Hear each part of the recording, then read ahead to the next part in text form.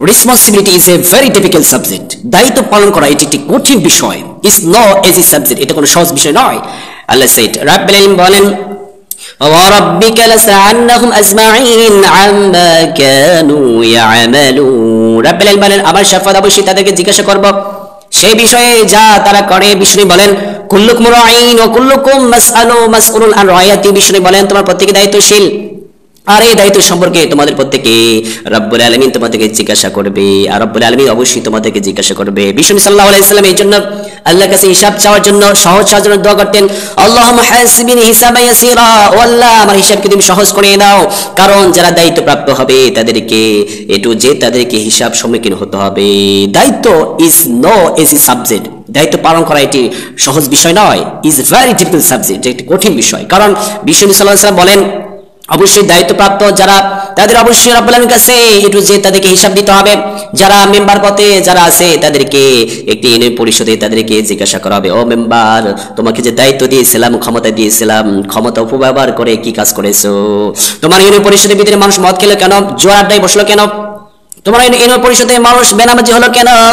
এরপরে চুরি হলো কেন? রাহাজানি হলো কেন? চিন্তাই হলো কেন? ব্যভিচার করলো কেন? মেম্বার আজকে হিসাব দিয়ে যা। এরপরে চেয়ারম্যানকে ধরবে, তোমার তিনটি পরিষদে তিনটি ইউনিয়নের ভিতরে মানুষ চুরি করলো কেন? ডাকাতি করলো কেন? চিন্তাই হলো কেন? রাহাজানি হলো কেন? ব্যভিচার হলো কেন? ও চেয়ারম্যান আজকে হিসাব দিয়ে যা হাসর ময়দানে। এরপরে এমপি কে রব্বুল আলামিন ধরবেন, ও এমপি, তুমি যে একটা থানের একটা পরিষদে তুমি দায়িত্ব ছিলে, আজকে দায়িত্ব সম্পর্কে আজকে হিসাব দিয়ে যা। এরপরে রব্বুল আলামিন একজন মন্ত্রীকে ধরবেন, মন্ত্রীকে বলবেন, ও মন্ত্রী, তোমাকে জেলা পরিষদে তোমাকে দায়িত্ব দিয়েছিলাম, ওই জেলা যত মানুষ আছে যারা খুন খারাপি রাহাজানি চিন্তাই করেছে, বেনামাজি হলো কেন, ডাকাতি করলো কেন, আজকে হিসাব দিয়ে যা। এরপরে স্বরাষ্ট্র মন্ত্রীকে ধরবেন বিভাগ সম্পর্কে, মন্ত্রী আজকে হিসাব দিয়ে যা। এরপর রাষ্ট্রপতিকে ধরবেন, রাষ্ট্রপতি তোমার তিন বাহিনীর ভিতরে কি কাজ করেছে সেই সম্পর্কে রব্বুল আলামিন হিসাব নেবেন। এরপরে প্রাইম মিনিস্টার প্রধানমন্ত্রীকে রব্বুল আলামিন হিসাবের জন্য দাঁড় করাবেন, মন্ত্রী তুমি ক্ষমতা পাওয়ার পরে কি কাজ করেছো? তোমার জনগণ কি জন্য রাহাজানি করলো, সন্ত্রাসী করলো, দুর্নীতি করলো কেন, বেনামাজি হলো কেন, তারা লুটতারাজ করলো কেন, ডাকাতি করলো কেন, আজকে হিসাব দিয়ে যা। Is no easy subject responsibility. দায়িত্ব পালন করা এটা সহজ বিষয় নয়। This is very difficult subject, এটা একটা কঠিন বিষয়। বিষ্ণু সাল্লাল্লাহু আলাইহি ওয়াসাল্লাম বলেন, এরপরে যারা পিতা তাদেরকে জিজ্ঞাসা করা হবে, তুমি যে একটা পরিবারে দায়িত্বশীল ছিলে, একজন অভিভাবক ছিলে, ও অভিভাবক, তুমি তোমার পরিবারের জন্য কি কাজ করেছো? তুমি তোমার পরিবারে দায়িত্ব অবস্থায় তোমার ছেলে না বেনামাজি হলো কেন? তোমার ছেলে মদ খেলো কেন? তোমার ছেলে তোমার দায়িত্ব অবস্থায় জোয়ার আড্ডায় বসলো কেন? তোমার দায়িত্ব অবস্থায় তোমার ছেলে আর এক মেয়ের সাথে পরকিয়া করলো কেন, হারাম রিলেশন করলো কেন? তোমার মেয়ে বেপরদা হলো কেন? তোমার ছেলে মেয়ে নামাজি হলো না কেন? এই সম্পর্কে জিজ্ঞাসাবাদ করা হবে। একজন স্বামীকে তার স্ত্রীর সঙ্গে জিজ্ঞাসা করা হবে, ও স্বামী, তোমার স্ত্রী হক তুমি আদায় করছো কিনা? এরপরে স্ত্রী তাকে স্বামীর সঙ্গে জিজ্ঞাসা করাবে, স্ত্রী ও মহিলা, তুমি কি তোমার স্বামীর হক আদায় করেছো? পরিবারের সম্পদ সম্পর্কে তুমি কি হেফাজত করেছো?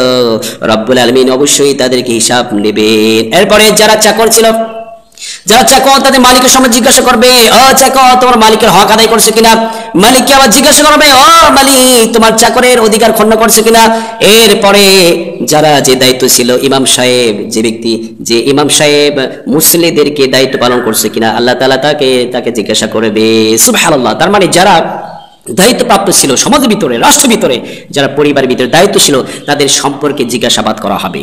অবশ্যই অবশ্যই তাকে জিজ্ঞাসাবাদ করে, ফাসআল, তাদের অবশ্যই জিজ্ঞাসাবাদ করা হবে। আজকে যাদের who has no knowledge of the hereafter, যাদের আখিরাতের যাদের জ্ঞান নাই, is nothing but a fool, তারা মূর্খ ছাড়া কিছু না, ঠিক কিনা? যারা ক্ষমতা পাওয়ার পরে যারা ক্ষমতা চায় নিজের স্বার্থ হাসিল করার জন্য, নিজের পকেট ভারী করার জন্য, নিজের স্বার্থের জন্য নিজের মাকে খুন করে, নিজের বাবাকে সরিয়ে দেয়, নিজের ভাইকে গুম করে, এমন ডাকাত এই সমাজের ভিতরে আসলে নাই।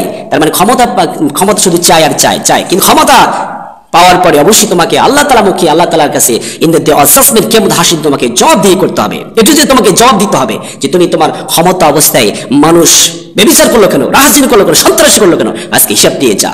আর যদি হিসাব দিতে না পারে তাহলে গো টু দা হেলফায়ার, সে জাহান্নামে যাবে।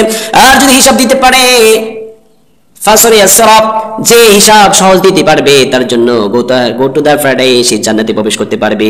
সুবহানাল্লাহ। আল্লাহ তাআলা এই যে দায়িত্ব যারা পালন করবে না তাদেরকে কিন্তু আল্লাহ তাআলা তাদেরকে ধরবে। ধরলে আল্লাহ ধরে না, ধরলে আল্লাহ ছাড়বে না। এই দায়িত্ব যারা অবহেলা করবে তাদেরকে আল্লাহ তাআলার কাছে ধরা খেতে হবে। আল্লাহ তাআলা প্রত্যেককেই, আমরা যারা রেসপন্সিবিলিটি ম্যান যারা আছি, যারা দায়িত্বপ্রাপ্ত মানুষ যারা আছে, অবশ্যই আমাদের এই ডিউটি একটু যেটা আমাদের পালন করতে হবে। আল্লাহকে ভয় করে আখিরাতকে জ্ঞান রেখে আমাদের অবশ্যই সামনের দিকে এগিয়ে যেতে হবে। এই জ্ঞান সম্পর্কে অবশ্যই, এই দায়িত্ব সম্পর্কে আপনাকে জিজ্ঞাসা করা হবে। আল্লাহ তাআলা প্রত্যেকেই আমরা যে পদে যে সেক্টরে আমরা দায়িত্বপ্রাপ্ত আমরা মানুষ থাকি না কেন, আমরা প্রত্যেকেই যেন আমাদের দায়িত্ব অবহেলা না করে আমরা একটু যে দায়িত্ব পালন করতে পারি। আল্লাহ তাআলা প্রত্যেকেই সে জ্ঞান, সে নলেজ আমাদের দান করুন। আমিন।